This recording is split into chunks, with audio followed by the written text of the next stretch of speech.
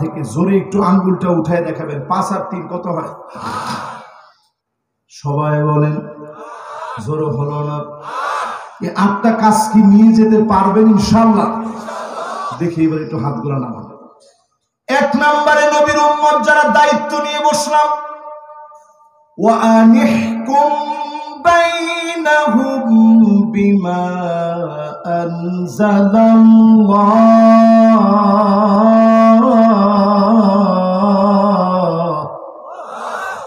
নবী বিচার করা লাগবে, কোরআন দিয়ে আওয়াজ করা লাগবে। 53 বছরে সব দেখলাম, কোরআন দিয়ে বিচার চলে, এমন বিচার আমরা দেখি না। তোমরা কিন্তু ঠিকও কয় না, একটু আসতে বলেন।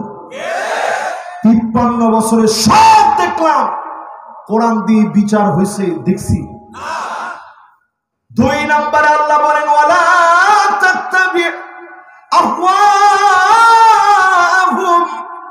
মন গড়া কোনো বিচার চলবে না। আমার বাংলাদেশে 16 বছরে দেখেছি যাদেরকে ফাঁসি দেওয়া হয়েছে, যাবজ্জীবন কারাদণ্ড দেওয়া হয়েছে, পুরা বিচারগুলো ছিল মন গড়া বিচার, ঠিক কিনা বলে? মাশাআল্লাহ, সবাই না বললেও 100%-এর ভিতরে আমার মনে হয় 95% লোক বলছে।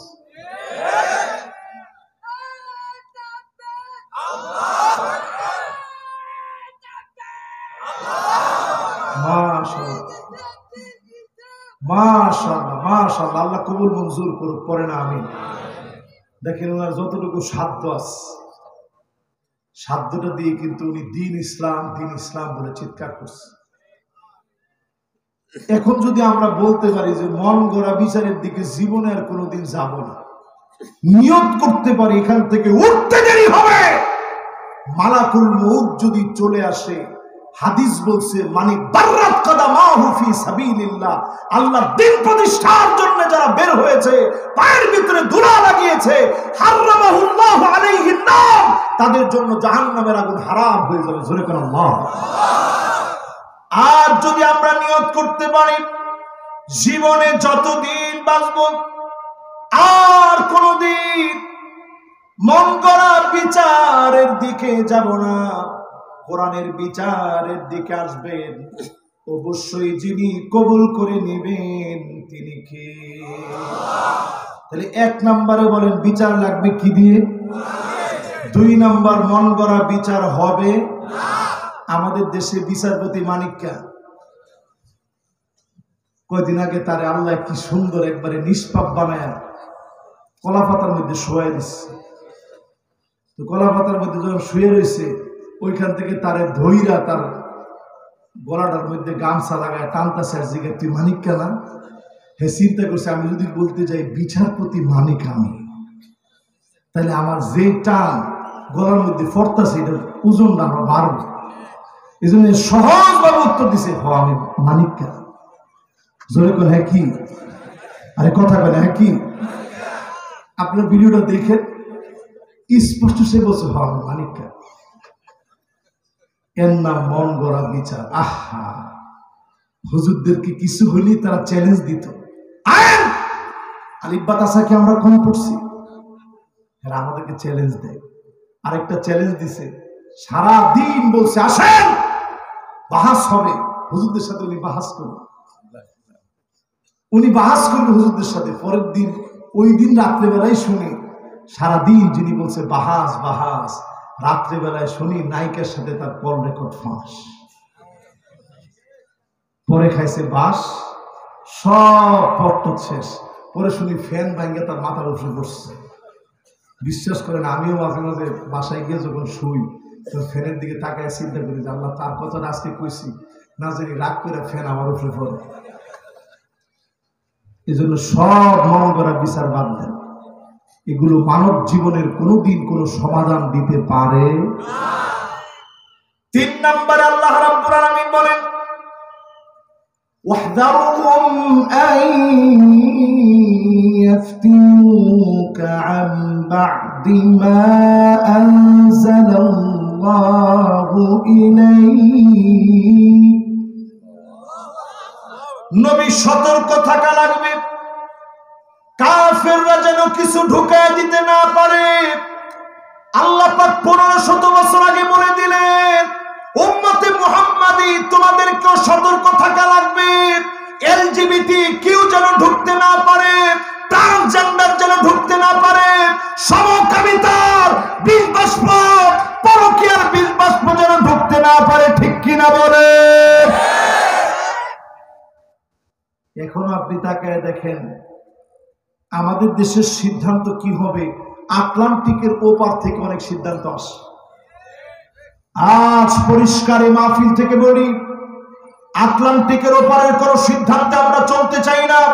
এলজিবিটি কিউ, লেসবিয়ান, সমকামিতা, ট্রান্সজেন্ডারের নাম দিয়ে বাংলাদেশে যদি এই পাশবিক পশুত্বের মতো কোন আচরণ যদি ঢুকা দিতে চায়, বাংলার জনগণ মানবে না, মানবে না, মানবে না। আমার সাথে কি আপনারা একমত? এই কথা বলছেন কে? এরপরে 4 নম্বর আল্লাহ রাব্বুল আলামিন বলেন, মাশাআল্লাহ, যারা দাঁড়ায় আছেন আমরা গুনাহগার মনে করে নিজের বসি সব আসেন বলে আল্লাহ মাফ করবে ইনশাআল্লাহ। অনেক লোকেরা চিন্তা করতেছে, আরে আমি নিজে একটা গুনার কাম করলাম। যারা শুনতেছিল এরা চিন্তা করছে, না এখন শুনতাম না, হুজুরে কি লিয়ে কইলো বল লেগে আজকে শুনতাম না। সবাই একটু ডাক দিয়ে বলেন আল্লাহু আকবার। আগামী নির্বাচন বলেন, দেশ সংস্কার বলেন, সংবিধান সংস্কার বলেন, এই 8টা মেনে দেশকে সংস্কার করতে হবে। এর 1 নাম্বার কোরআন দিয়ে রাষ্ট্র চালানো, 2 নাম্বার মন গড়া নীতি রীতি আর চলবে না, 3 নাম্বার সতর্ক হওয়া লাগবে পূর্ণরূপে কোন আগ্রাসন যেন আমার ইসলামী তাহদিব তামাদ্দুনকে ধ্বংস করে দিতে না পারে। ঠিক কিনা বলেন? 4 নম্বরে প্রিয় ভাইরা আমার, আল্লাহ রাব্বুল আলামিন বলেন, ফাইন তাওয়াল্লাউ ফাআলাম আন্নামা ইউরিদুল্লাহু আইয়ুসিবাহুম বিবা'দি যুনুবিহিম। নবী হে, এত কিছুর পরেও যদি লোকেরা ঘাড় ঘুরায় নেয়, ঘাড় তেরামি করে, টাঙ্গাইল মির্জাপুরের ভাষায় কি বলেন? গাইরামি। গাইরামি গাইরামি করিস না। এরকম গাইরামি যারা করবে, ফাইন তাওয়াল্লাহ মানে বলার সাথে সাথে মুখ ফিরে নিস। আল্লাহ বলে এইরকম গাইরামি যারা করবে, ফালাম, নবী জেনে রাখেন, অচিরেই আল্লাহ পাক সব গুনার জন্য না, কিছু গুনার জন্য আল্লাহ ধরবেন। আল্লাহর ধরা এমন হবে, আনসার নামায় দিবেন, রিকশাওয়ালা নামায় দিবেন, পল্লী বিদ্যুৎ কর্মীদেরকে নামায় দিবেন, হিন্দুদেরকে নামায় দিবেন, কোনোভাবে কোনো আপোষ হবে না। ওটাকে বুঝে আসতেছে আমাদের? আল্লাহ জানে কদ্দুর আসতেছে। এই কথাটা কার? হুজুর বাবা আপনারা বুঝতেছেন না, সব কিন্তু ওলামায়ে কেরাম। যদি আমার ভুল হইতো তাহলে হুজুররা ধরতো না। হুজুর এটা কিনে পেলেন, ফাইন তাওয়াল্লাহ মানে যদি মুখ ফিরে নেন, ফালাম, নবী আপনি জেনে রাখেন, অচিরেই আল্লাহ পাক কিছু কিছু গুনার জন্য ধরবেন। আর তাদের গুনাহ কিছু কিছু নাই, এমন গুনাহ হয়েছে জাতির কাছে সব দৃশ্যমান হয়ে গেছে। ঠিক কিনা বলেন? এবার আসেন 5 নম্বর আল্লাহ কি বলেন শুনেন। কষ্ট হয়ে যাচ্ছে আপনাদের? আর মাত্র 5 মিনিট।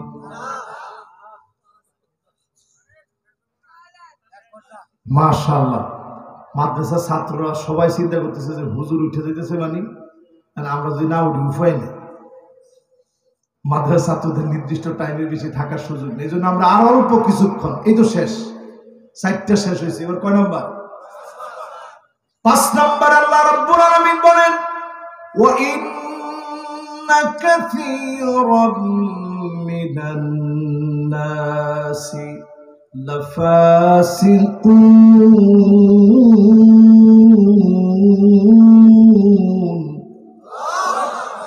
একজন আর দুজন না, নিশ্চয়ই কাসীরুম মিনান নাস, অধিকাংশ লোকেরা হবে লাফাসিকুন, প্রকাশ্যে ফাসিকি করবে, কোরআনের বিরুদ্ধে দাঁড়াবে, নামাজ ছেড়ে দিবে, হকের বিরুদ্ধে বলবে, প্রকাশ্যে গুনার থাকবে, ঠিক কিনা বলে? কার কথা? এবার 6 নম্বর আল্লাহ কি বলে একটু শুনেন। আফা হুকমাল জাহিলিয়াতি ইয়াবগুন। কার কথা? আল্লাহ কি বলে?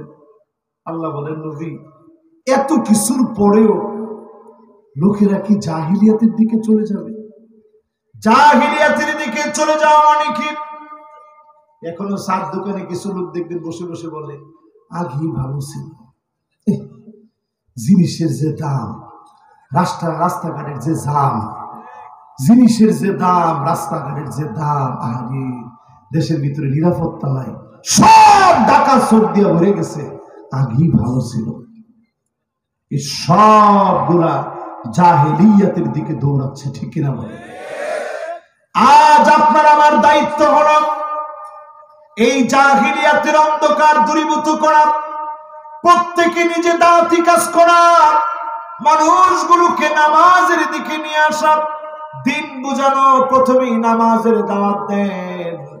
যার নামাজ ঠিক হবে তাকে যিনি কবুল করবেন তিনি কে?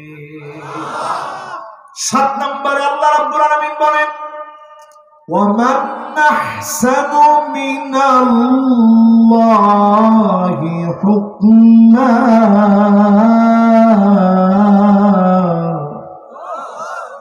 আল্লাহর হুকুমের চাইতে সুন্দর তোমার কোন হুকুম হতে পারে না। বুকে হাত দিয়ে বলি মুসলমান, আজকে আপনি দিন বুঝে ইসলামের দিকে আসেন। যে যেই পথে চিন্তা করতেছেন দিনের জন্য কাজগুলা করেন, অবশ্যই আপনাকে দিনকে যিনি বিজয়ী বানায় দেবেন তিনি কে? যুগ জামানা পাল্টে দিতে চাই না অনেকজন, এক মানুষই আনতে পারে জাতির জাগরণ। আপনি নিজে মনে করেন বাদাল ইসলাম গরিবান ওয়া সায়াউদু গরিবান তুবা লিল গুরাবা।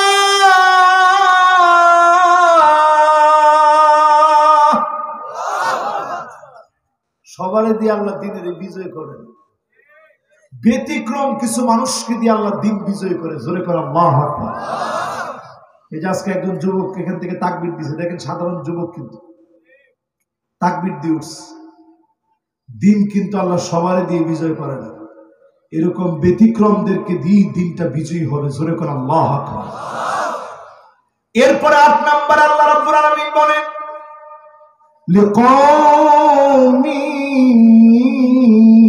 ইউকিনুন।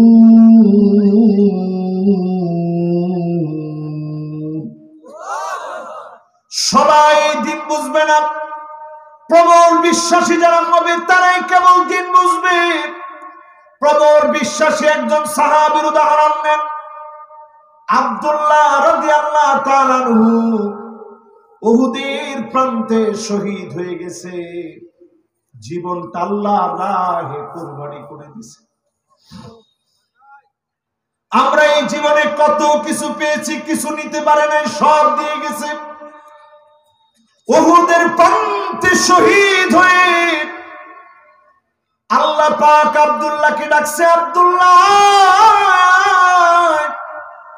তোর কি লাগবে আমাকে একটু বলতো দেখি। আব্দুল্লাহ বলে, আল্লাহ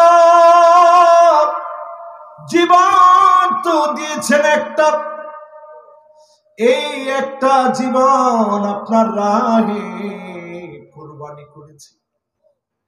আল্লাহ আপনি 1000টা জীবন দেন, 1000 বার উহুদে চলে যাব,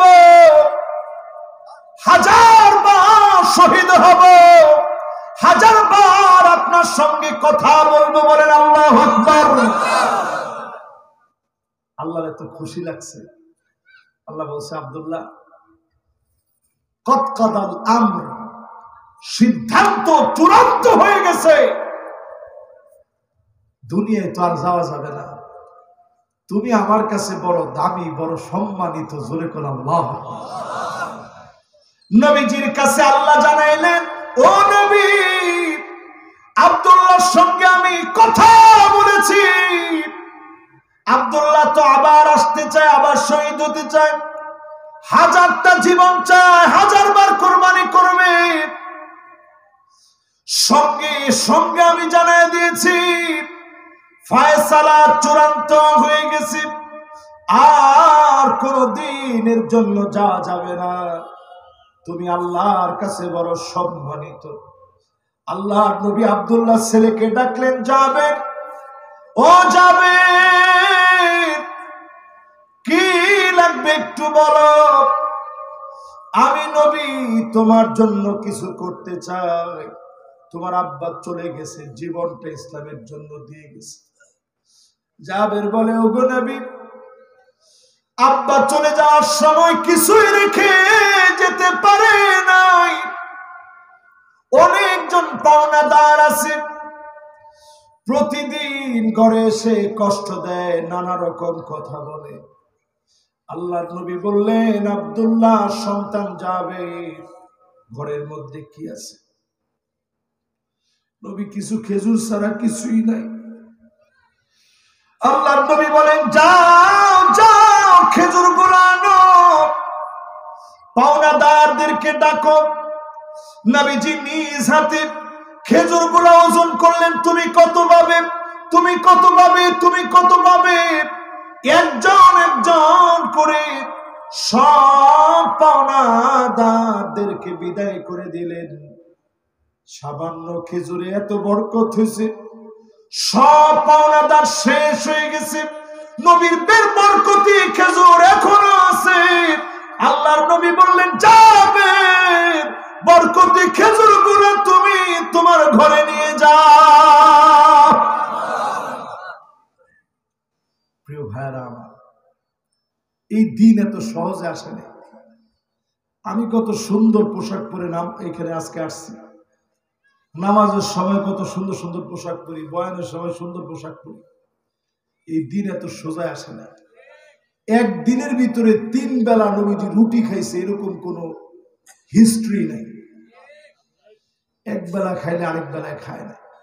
ফজরের সময় নবীজি ফজরের নামাজের জন্য বের হইতেন, 3 কিলো 4 কিলো দূর থেকে পানি এনে ওযু করে বের হয়ে গিয়ে নামাজ পড়ায়া, সাহাবায়ে কেরামরে নিয়ে নামাজ পড়ায়া, মাসনুন দোয়া গুলা পড়ে সূর্য ওঠা পর্যন্ত অপেক্ষা করে, এরপরে আবার সালাত আদায় করে এরপরে ঘরের মধ্যে আসতেন। আয়েশা জিগাইতেন, স্ত্রীরা কিছু কি আছে? প্রায় দিন জবাব আসতো, নবী ঘরের ভিতরে কিচ্ছু নাই। আল্লাহর নবী বলতেন, কোনো আফসোস নাই, যাও আমি রোজা রেখে ফেললাম, এক ডোব পানি খায় নাই সাহারিতে। কষ্ট করে নবী রোজা রেখে ফেলতেন। একটা বারের জন্য কোনদিন কেঁদে কেঁদে বলেন, আল্লাহ কেন না খাওয়ায় রাখি? বলবে কি, সামনের যে বিরাট উহুদ পাহাড়টা ছিল, সহিহ বুখারীতে হাদিস আসছে, লাসারাল উহুদ যাহাবা, নবীর মনের ভিতরে যদি একটু আসতো, মুখে বলা লাগতো না, গোটা উহুদ পাহাড়টা স্বর্ণ হয়ে যেত। জোরে কোন আল্লাহু আকবার। আমাদের মনের ভিতরে এখন টাকার লোভ নাই, আসি কেউ এমন? কয়েকজনে কয় আসি, আসি কেউ? আসলে কর আসি? আরে নামে কি কর না কর, স্বর্ণের পাহাড় তো দূরে থাক, আমরা যদি আর কই যে এই মোবাইলটা দিয়ে দেব, কেডা কেডা নিবেন? একটু হাতটা উড়াতে দেখি। মাশাআল্লাহ, দেখেই নিবেন, দেখছেন? উপায় আছে, ডাহাইতে চাইলেও তো আমি দিতে কয়েকবার চিন্তা করবো, জীবন যাক তাও মোবাইল দিতাম না। আমি সিন নাম করে মুজার ভিতরে মানুষ টেহারায় হ্যানতে ডাহাইতে কয়, আল্লাহ দিয়ে দিন, জায়গাটা ভালো না। বুঝেন না অবস্থাটা? অথচ আমার রাসূল কয়, আল্লাহ আমি কিচ্ছু চাই না, শুধু উম্মত গুলার একটু মুক্তি চাই। জোরে কোন আল্লাহ। যে উম্মতের জন্য নবীর এত কান্না, এত পেরেশান, এত মেহনত, সেদিন আল্লাহর কাছে নবী দাঁড়ায় বলবে, ইন্নী মুকাসিরু বিকুমুল উমাম, ও আমার মালিক তাকা দেখেন, এই সবগুলো আমার উম্মত। বলেন আল্লাহু আকবার। আল্লাহ জান্নাতের ভিতরে 120টা কাতার হবে, 80টা কাতার নবীর উম্মত দিয়ে ভরা। জোরে কোন আল্লাহু আকবার। এই লাখ লাখ নবী 40টা কাতার মাত্র ভরবে, আমার নবী 80 কাতার একলা ভরে ফেলছে। জোরে কোন আল্লাহু আকবার। এরপরে নবী কি কয়? জান্নাতের ভিতরে ঢুকেই বলবে হাত্তা তাদখুলা উম্মতি, আগে আমার উম্মত আসবে, এরপরে অন্য নবীদের উম্মতে আল্লাহ ঢুকায়েন, আগে আমার উম্মত ছাড়া অন্য নবীর উম্মতরে দিন না। জোরে কোন আল্লাহু আকবার। সেই নবীর উম্মতেরা মাহফিলে বসলেন। আজকে আমি দিলের দাবি নিয়ে বলি, লাইসা মিন্না মান লাম ইয়ারিফ লিআলিমিনা হাক্কাহু। নবী বলেন ওইটা আমার দলভুক্ত উম্মত হতে পারে না যে আমার আলেমদেরকে চিনে না, আলেমদেরকে জানে না, আলেমদেরকে সম্মান করে না। ঠিক কিনা বলে? 16টা বছর গেছে, হুজুরদেরকে কেমনে ছোট করতে পারবে?